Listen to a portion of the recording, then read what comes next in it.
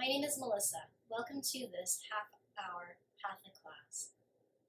Beginning at the top of your mat, with feet about a hip width apart, we're going to hinge at the hips, maybe bending the knees, and take the chest down towards the floor. You might want to have your hands on blocks if finding the floor is a little bit challenging. Do allow a bend in the knees. With your head relaxed and your neck soft, begin by pedaling your feet and keeping the balls of my feet on the floor and lifting the heels by bending the knees.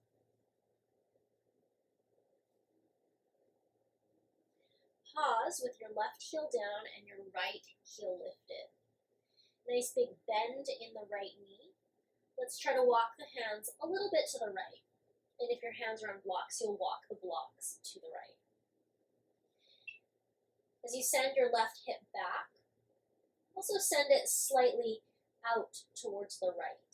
So you're really increasing the stretch down the whole left side of your body.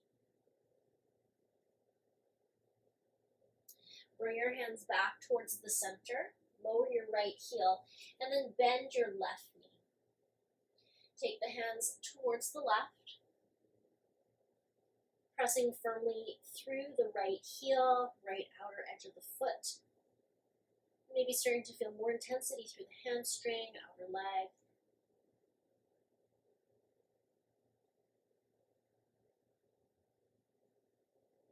Good job coming back to the middle. Bend both knees until your rib cage meets the thighs. You can hold opposite elbows and sway slightly side to side. So allow gravity to take your body down towards the floor, feeling an ease. And then allowing the hands to come to the mat, we'll step the knees back onto the floor. With your hands and knees on the floor, you'll find yourself in tabletop. And in table, we'll round the spine for cat. Feel your belly button pull up and in, tail points down. And then inhale for cow, so your chest is moving forward. Cat pose. I like to exhale on the cat. Inhale on the cow. Of course, whatever feels better for you in terms of breath with the movement is fine. Exhaling to round. And inhaling for the cow. Good. Pausing in center. We'll do a little side to side. So I'm squeezing my left waist, my left shoulder and left hip come closer. And then I switch. So if you could see yourself from above, it would feel like your spine is moving in the letter C, right, either side.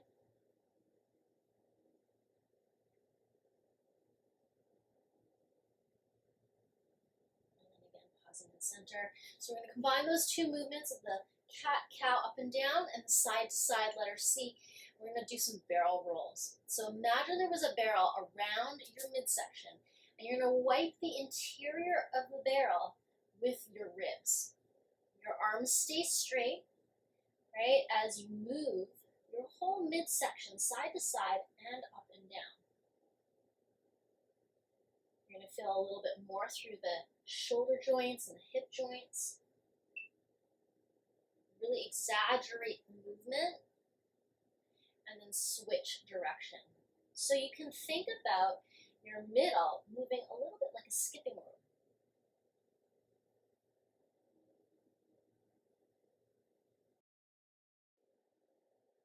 And then back at center. We'll walk the knees again a little bit back. Inhale for cow. Exhale for cat. Toes are tucked under, send your hips towards your heels. Active child's pose, arms are straight, your gaze is forward between your hands, and then round your spine for cat. When you get to your wrists, inhale, reach your tail back for cow. Let your chin and chest come towards the floor, so I bend my elbows, my tail is still pulled back. And then untucking the toes, slither forward for a mini cobra. This is inhale. I'm just using my back muscles. I'm not pushing into the hands. Now using your hands and your knees, send your hips back, tucking your toes, active child's pose. Okay, so we're going to try that 2 more times. We'll go nice and slow. Round forward towards cat until your shoulders are over your wrists. Inhale for cow, tail back, chest forward. Keep that shape. As you bend your elbows and reach your chest slightly forward, chin and chest to the floor. Untuck the toes and bring your chest forward for cobra. Good, pressing into hands and knees, tuck your toes back for active child's pose. So lots of strength in your arms, especially if you're more practiced, you're trying to use the triceps. One more time here. Round. Open up the heart. Keep the shape. Shifting forward as you lower, chin and chest. Untuck the toes. Little cobra here. And then over the toes, back to the active child. Nice work. Lift your hips up and back, pausing for a little bit of a rest. So if you find that downward dog is not a restful shape for you, you prefer to stay in tabletop or even in child's pose, allow yourself to make that change, right? Modifying when you need and as you need.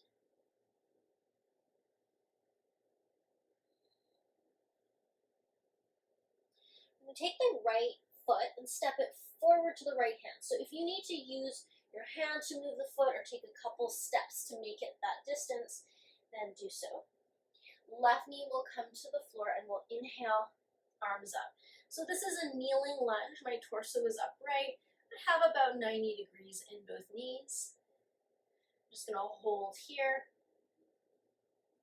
And as I hold, I'm thinking of pulling my right heel towards my left knee and my left knee forward to the heel. So it's like magnetic attraction between the right foot and left knee. I'm thinking of lifting a little higher through the arms, maybe creating space in the spine. And then maintaining this lift, right, if I can, arms up, torso, completely vertical, back toes are tucked under. I'm going to lift to high lunge. Now, if you know that this is tough on your knee or uncomfortable for your legs, you can put your hands down, lift the back knee, and then lift up. Otherwise, doing your best to keep everything still, coming into high lunge, and you might need to keep the back knee bent. Right, so hopefully when you came up, torso remained upright. See if you can hold here. Notice if you're tipping forward, right? If you're coming out of square, perhaps you're twisting left. Can you keep it centered, facing forward?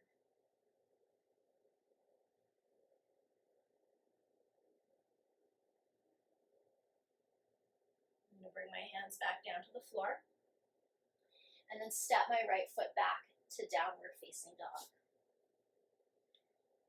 And if you don't like downward dog, like I said, take your alternative pose. Go to the other side.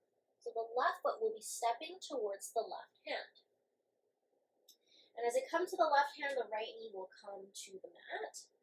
You want about a hip width apart just to help your balance. And then arms up. And if you find it hard to take the arms straight up alongside your ears, you can take a wider space between the hands. Sometimes that helps. Magnetize the left foot towards the right knee and vice versa. Feel the lift of the rib cage up off the hips. Try to breathe smoothly.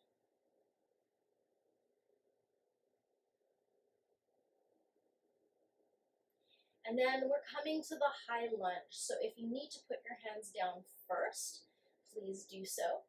Otherwise, my back toes are tucked under, maintaining everything I have exactly as it is, pressing through the back leg, lifting up to the high lunge. So it's like the torso was on an elevator, right? And it just lifted straight up. Try to maintain the high lunge. You might feel a lot of work through the front of your right leg to open up that hip flexor, outer left hip.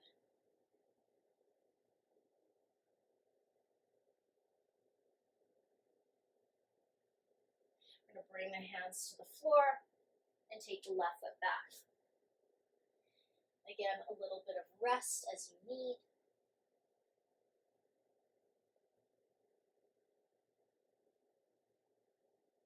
I'll walk my feet forward towards the hands. And then when I get there, I'll lift the chest about halfway up. On an exhale, relax. And then press into the feet. Inhale, reach your hands all the way up over your head. Exhale your arms down. Take a big breath in and a full breath out. Interlace your fingers and turn the palms forward. So as I turn the palms forward, I'm going to feel a rounding in my upper back and a tuck of my tail. So there's a little bit of this cat or rounded shape through the back.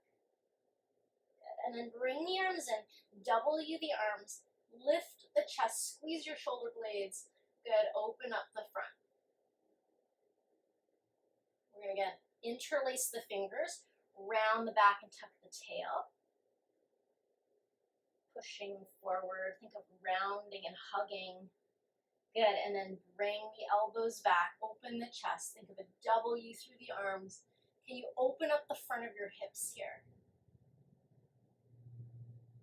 Interlace, push the hands forward. And then open up last time. Good, relaxing the arms down. I'm going to turn to the side, but you can stay facing forward. Big side bend, right arm over the ear, press the hips to the right. And then we'll do the other side, left arm up and over. Push the hips out to the left. And back through center. So you're at the top of the mat. Left foot is stepping back.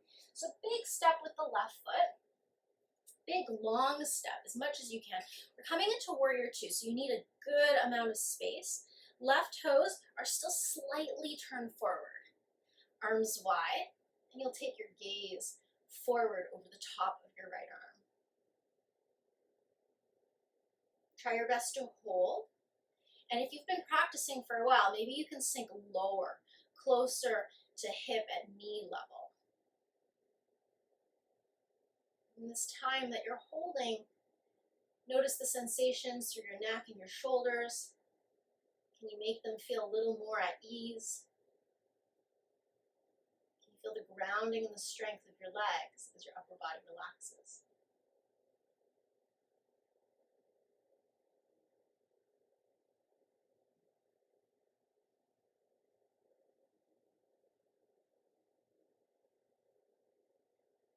Let's maintain the legs.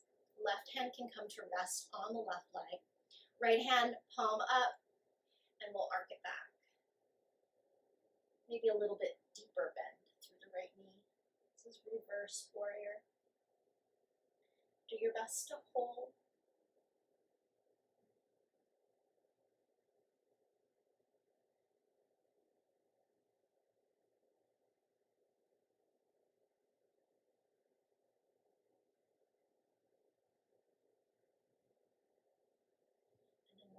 Come up in arms, and then parallel this front leg. So we'll straighten, turn the toes so they're facing the long edge of the mat. I'm going to do hands on hips, puff the chest, and hinge at the hips. So as I come down, my hands can meet the floor, or again blocks if the floor is far away. Reach your chest forward, and then when you're ready, see if you can come down a little bit more. If your hands are meeting the floor and you can bend your elbows, you might be able to walk your hands back so maybe the fingers and toes are in one line.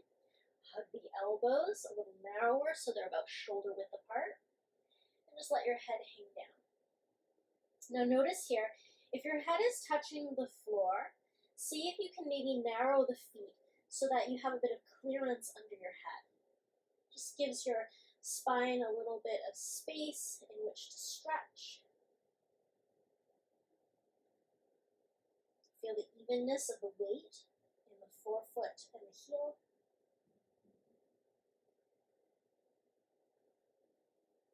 And then go ahead and straighten the arms.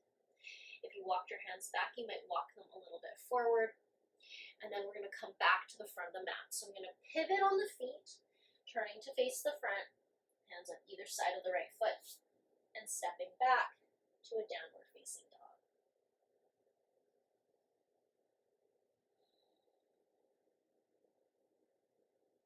We'll walk the feet forward again towards the hands. This time with the feet about a hip width apart, perhaps wider if you prefer. We're going to come down to a nice deep squat. And your deep squat might be more at about knee height with your elbows on your knees, or it could be deeper towards the ground. If you are lower, just watch out for completely collapsing in that low squat. See if you can maybe make it a bit more active. So the tail pulls back and the chest is forward again. You could use your hands on blocks or on a surface for a little bit more lift. Can you hold it? Right, so don't be afraid of the challenge of holding your low squat.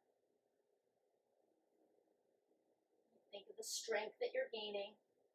And then pressing through the feet, come all the way up to stand. Now we're going to do that little warrior sequence on the other side.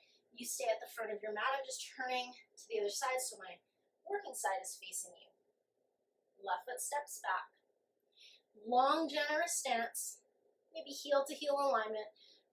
Right toes a little bit forward so I can come into a deep warrior two. Now notice that my shoulders are over my hips.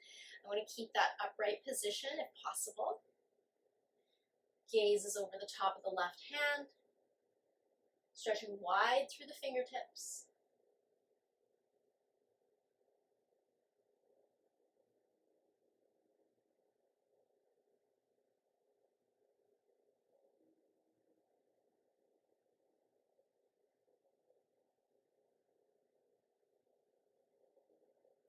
Allow the right hand to rest on your right leg and take your left arm up and back.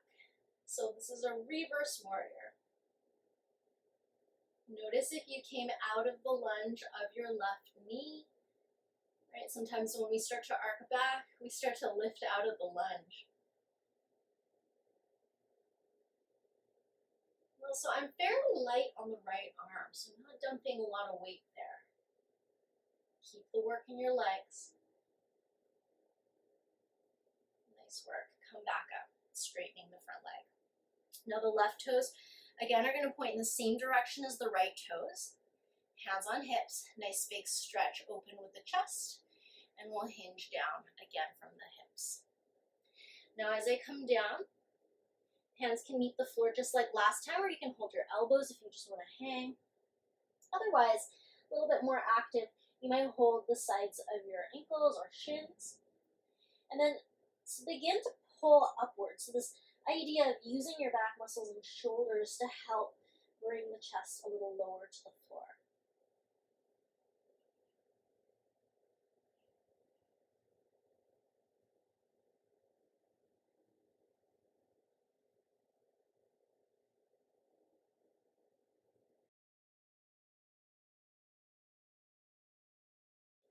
Inhale, lift your head, bring your hands to the mat.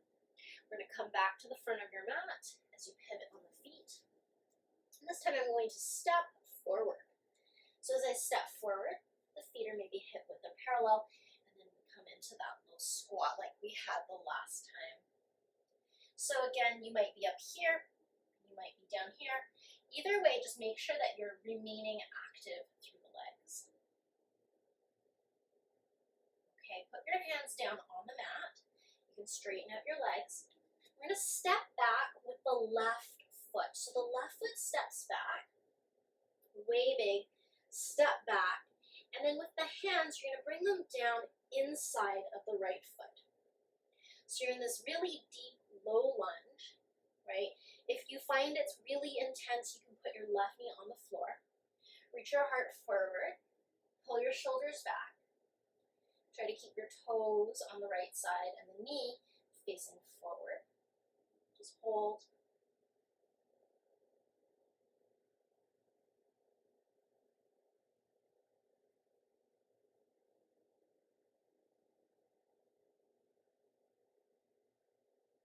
Allow the left knee to meet the floor. If your left knee was lifted, place it down, and then right hand can come up. Now as I reach up, I'm turning my chest open. I'm going to offer you an alternative to add a little more hip opening. You can turn your right toe slightly to the right. You can even roll to the outer edge of your right foot. And then place your right hand on your right inner leg and then just gently push the thigh away. So as I press into the leg and lean back slightly, I'm not pressing into the knee, right? I'm really just working on the thigh, on the inner leg. And I want to feel like I'm creating the space between my chest and the right inner leg. And release it and just come back into the center. You can square your right foot. Back toe is tucked under. We're going to lift the knee and just step it forward. Okay, we're going to come back to low squat. So again, I know these squats can be challenging for some of us through the ankles, the hips, or the knees. So just do your best to go to where it feels good for you. You may have the space to open up the chest and push the knees a little wider with the elbows. And then as you fold, you'll place the hands on the floor. And this time the right leg will go back. So big step back, right foot. And then you might keep the back knee off the floor. If you need to, you can put it down. Hands on the mat. Square your hips to the front. Reach your chest forward. So if you are straightening the back leg, lifting right from the root of the leg, which is deep in the hip. You might even imagine a straight line from the top of your head towards your heel.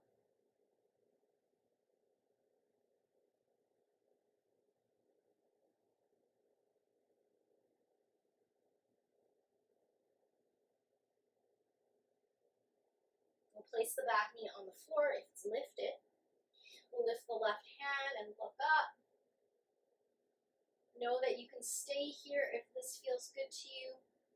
Or maybe turn the left toes a little to the left, coming to the outer edge of the foot and placing the left hand on the left inner leg.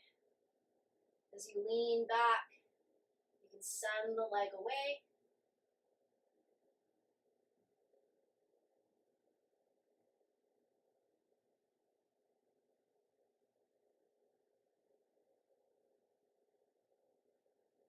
And then bring it back to center. We're going to curl the back toe under and step the right foot forward. From here, nice deep squat. So getting used to the deep squat. Maybe it's even starting to feel a little easier as the hips open. And then press through your feet to stand all the way up. So from our standing position, we're going to take a bit of balance. So if you need to be close to a wall or a chair, something to hold onto, you can move yourself over. Holding the balance through the left leg, we're going to pick up the right knee. And just pause.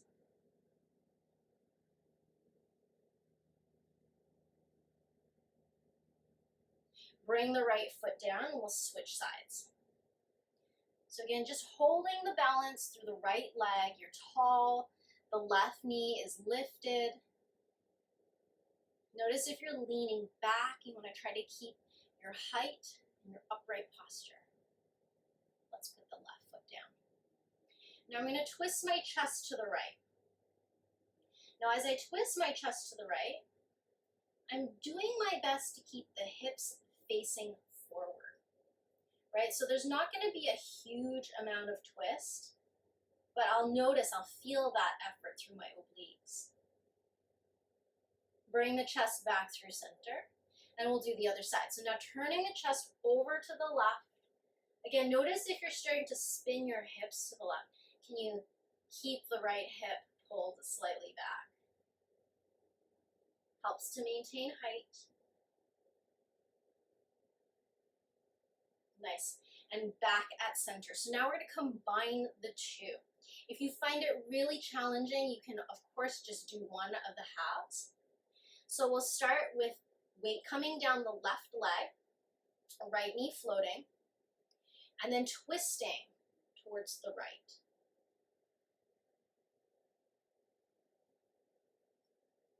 Notice if you're leaning back or crouching forward. Can you grow taller through the crown of your head? Root through your left foot. Bring it back to center. Amazing. And bring the right leg down. We're going to do our other side. Sending weight down your right leg. Pick up the left knee.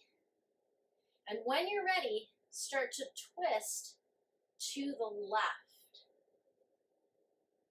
And when you twist, again, notice if you're leaning back or leaning forward. So the whole thing about standing up nice and tall is it helps give you the endurance to hold the balance, right? If you start to lean back or lean forward, you'll lose your balance before you really experience the twist. And come back to center. Amazing. Put that foot down, walk it off or shake it off. Back at the front of your mat, inhale and exhale. Hands can come to the hips and we'll hinge. Just like we started with those hamstring stretches, those little walks. Test it out here, just see how it feels. Pedaling the feet, lifting one heel then the other heel. Right, use your blocks if you need to. Maybe we're gonna hold here with the right knee bent, the left heel down, and just see how it feels. Maybe it feels different, maybe it feels the same. Walk your hands a little bit to the right, maybe increasing that stretch on the outer left hip. And then back at center, we'll put the right heel down, lift the left heel up. You might just hold, press the right heel down, and then maybe walking hands to the left. So of course you don't have to add the little curve of the spine if you already feel plenty with the hands down in front. Right, I'm sending my outer right hip back in space. Okay, so we'll come back to center. And we're going to come down to sit. So to come down to sit, I'm going to take a little squat first. Lift the chest. Last time you're going to do this squat. And then bring yourself down. So if you need to use your hands, bring your hands down first. I'm going to lie down. So go ahead and roll back. If you can go slowly, it's a little bit more work through the core. And once I'm down all the way onto the floor, I'm going to take my right ankle over my left knee and thread the right hand between the legs, taking the left hand around the outside. As I draw the leg towards me, I'm threading the needle. And if for you, a strap would allow your head, neck, and shoulders to remain on the floor, then I would recommend using that prop. Now, we don't want to feel like our upper body is coming away from the mat, because then we'll start to build up stress and strain there. Another alternative is perhaps putting a pillow behind your shoulders if you find that you really lift up a lot and you don't have a strap.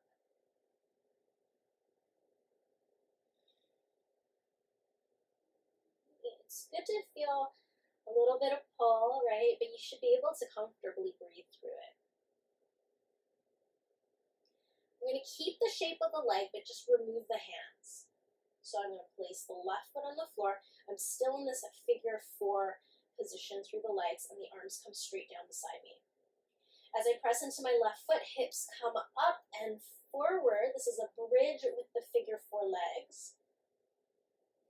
Do your best to hold the lift. I'm really thinking of stepping into the left foot.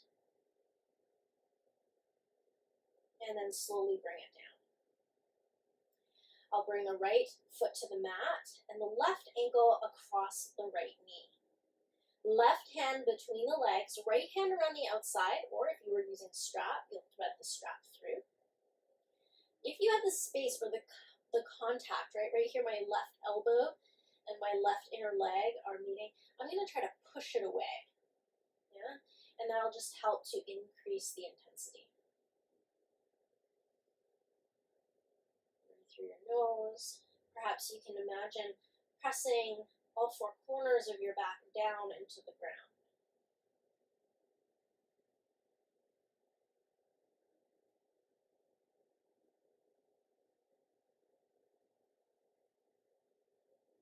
I'm going to allow my right foot to come to the floor, so maintaining the figure 4 shape. Hands come out of the threading the needle and onto the floor. stepping into my right foot, I'll reach my hips up towards the sky as I think about my right knee reaching forward in space. I'm doing my best to try to get the hips to be level. If this is really challenging, right, if you're not able, you're fighting, it's just not a direction in which your hip will allow, and both feet on the floor is perfectly acceptable. Good modification. All right, bring it back down. And here we'll just let the legs come down. If you'd like to take a bit of an intermediate rest, you can allow your knees to knock together with your feet wide on the floor. Maybe you flip your hands, palms up for some constructive rest. And this can be a really nice place to be if you have any low back issues, or you just find that lying on your back is a little bit less comfortable in your back. Otherwise, traditional Shavasana is legs stretched out straight, hands are going to be palms up, face is going to be relaxed. As you close your eyes, soften your face. Notice your body feeling heavy and allow it to melt into the floor.